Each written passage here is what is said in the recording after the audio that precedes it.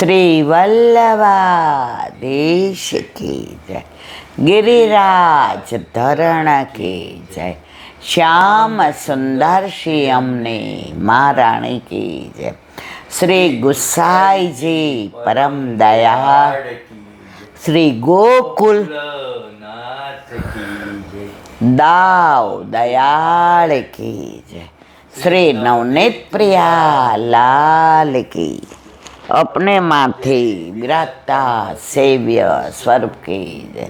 बधाई वैष्णवने जाजा करीन जय श्री कृष्ण। गई काले भाषाकुशा एकादशी थी, रासना कीर्तन चालू, शरद पूनम आवे छे, रासनी शरूआत,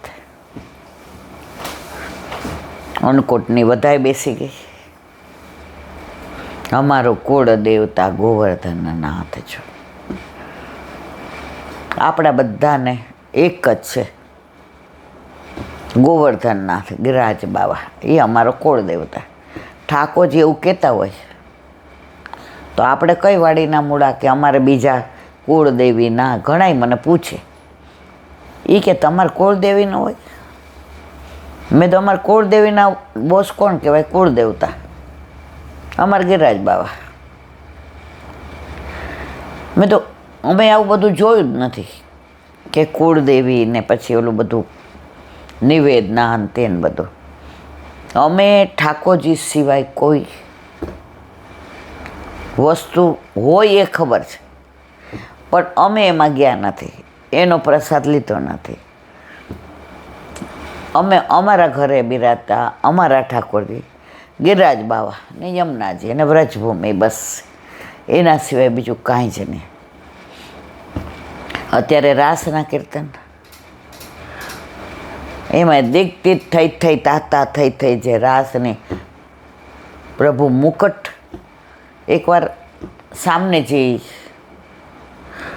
ग्रीष्म ऋतु हती, एटले ग्रीष्म ऋतु जवामां अने शियाळो अरे ચોમાસું આવવામાં, ઉનાળામાં મુગડ ન આવે, કારણ કે ઉનાળામાં રાસ ન હોય, ગરમીમાં રાસ ન હોય, ઠંડકમાં હોય। જો અત્યારે શિયાળો દશેરાથી ચાલુ થયો, અત્યારે હવે ધીમે ધીમે ઠાકોરજીને દુલરી ઓઢાડવામાં આવશે। જે પડ કરીને બનાવવામાં આવે એ સફેદ ચાદર ઉપર ઓઢાડે, એને કહેવાય દુલરી।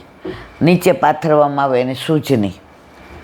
તો હવે આ વખતે હવે કળિયુગમાં સિઝન બદલાણી, પણ આપણે તો વ્રજની રીત પ્રમાણે ગુલાબી ઠંડી પડવા માંડે, એટલે આપણે દુલરી ઠાકોરજીને ઓઢાડવાનું ચાલુ કરવાનું। હવે આવો સમય હતો અને સામનેજી બરસાનાથી નીકળ્યા। પ્રભુ નંદગાંવમાં રાહ જોતા હતા। હવે જોયું કે પ્યારીજી તો એટલા કોમળ કે ફૂલ પણ એના પાસે કઠણ લાગે, એ કેવા કોમળ હશે। હવે પ્રભુએ વિચાર કર્યો કે છે ગુલાબી ઠંડી, પણ ઉપર સૂર્યનારાયણ આવી ગયા। હવે હજી રાસની શરૂઆત થઈ ગઈ એટલે મુકટ ધર્યો હતો, તો પ્રભુ રાધાજી પાસે જઈને એવી રીતે ઠાડા આમ કરીને ઊભા રહ્યા કે મુકુટની છાયા પડી કોના ઉપર? સામનેજી ઉપર। એટલે એ એમને જે આછો આછો તાપ લાગતો હતો અને ફૂલથી વધુ કોમળ, એ કરમાઈ ન જાય, તો એના ઉપર પ્રભુએ મુકટ ધારણ કર્યો। પ્રભુનો એકવાર એવો વિરહ થયો કે ઉપર વાદળા, તો ગોપીઓ બોલી, ઘન સે હો તુમ ઘન શ્યામ, ઘન સે હો તુમ ઘન શ્યામ। ઠાકોરજી ઘનશ્યામ ને આપણે ગાઈએ છે ને, દર્શન દો ઘન श्याम नाथ मेरी અખિયા પ્યાસી રે દર્શન દ્યો. તો વાદળને જોયા.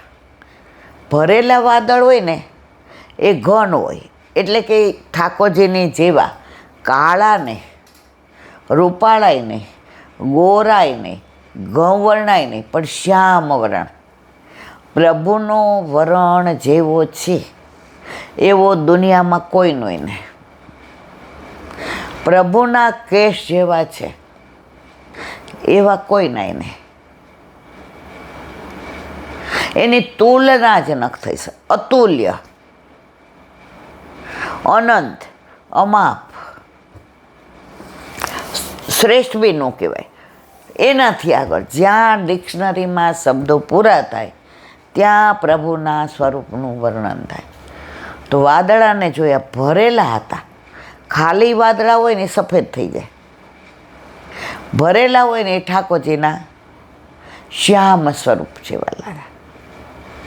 એટલે વાદળ ભરેલા હતા એટલે ગોપીઓએ કહ્યું, તું અમને દુઃખ દેવા આવ્યો છે? તને કાંઈ વિચાર નથી આવતો? પ્રભુ હતા ને ત્યાર તો બહુ વાલો લાગતો હતો, ત્યારે તારે સામું જોવું ગમતું હતું.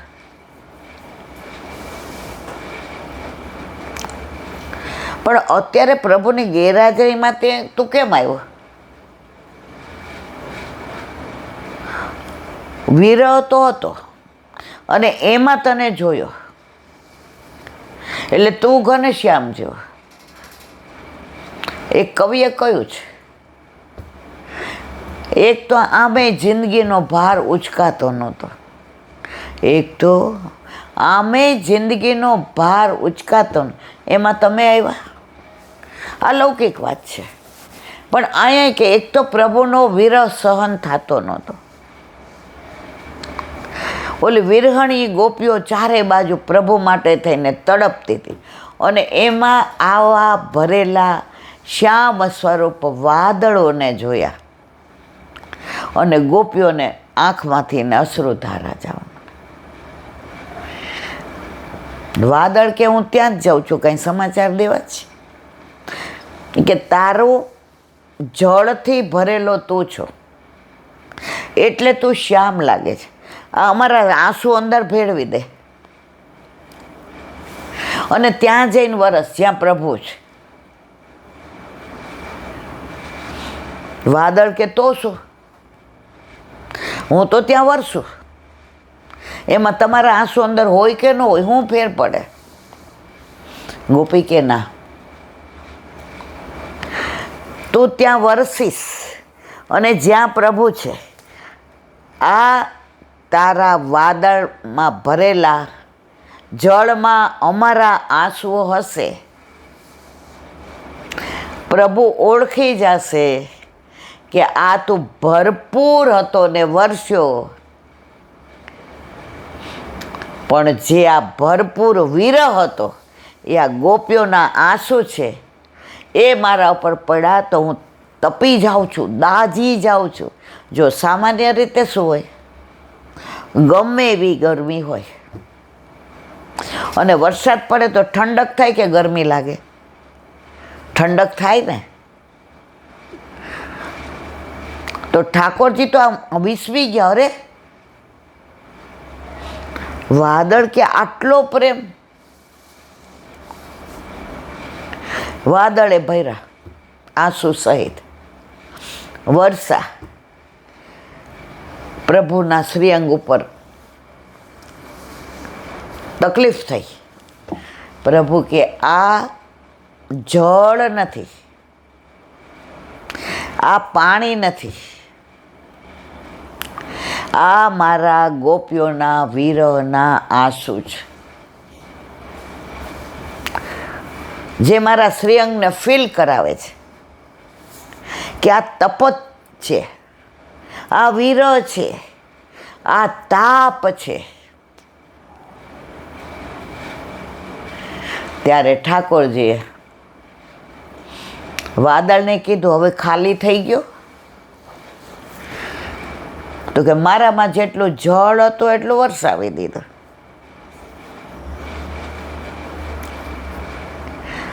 જળની સાથે બીજું શું લાવ્યો હતો? વાદળ કે એ તો પ્રભુ ગોપીઓએ આંસુ આપ્યા હતા. વાદળ, તું ઘનશે ઘનશ્યામ છો, તો જળ સિવાય બીજું ભરીને કેમ લાવ્યો? લાવ્યો તો ભલે લાવ્યો, મારા ઉપર કેમ વરસ્યો? પ્રભુ, આપનો સ્વભાવ વરસવાનો છે.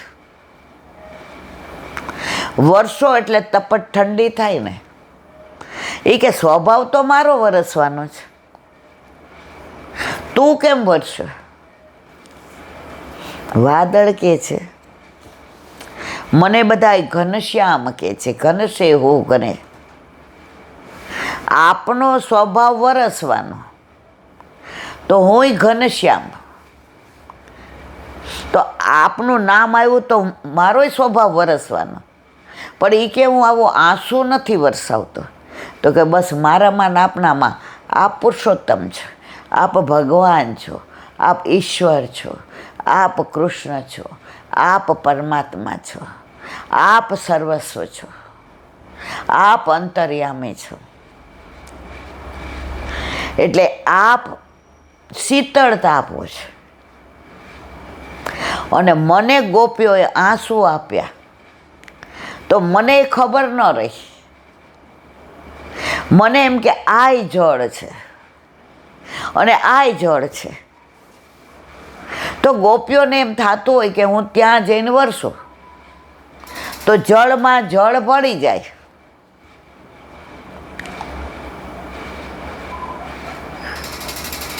તો મારા ને આપણામાં જ હું જળની જેમ વરસ્યો.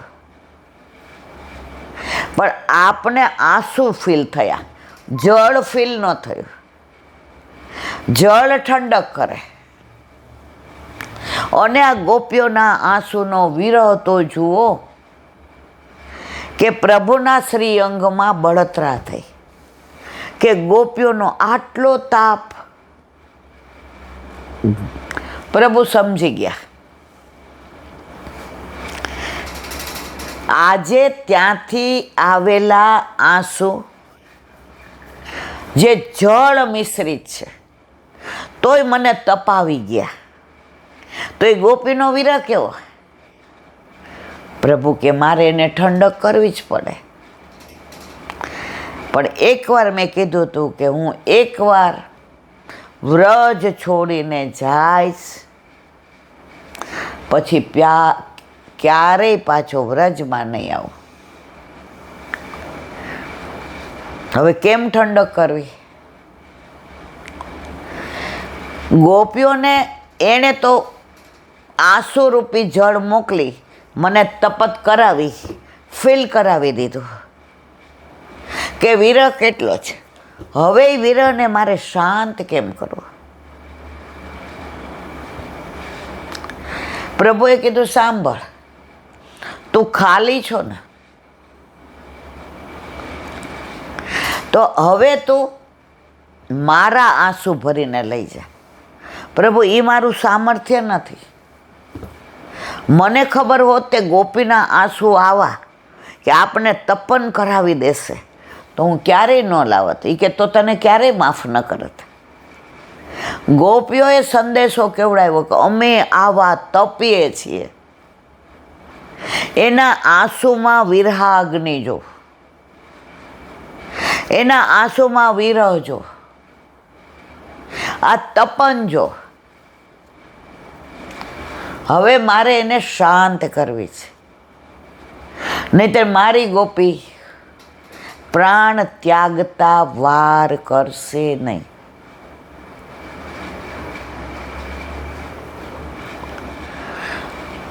પ્રભુ આપ આજ્ઞા કરો. હવે આ તો વરસી ગયો,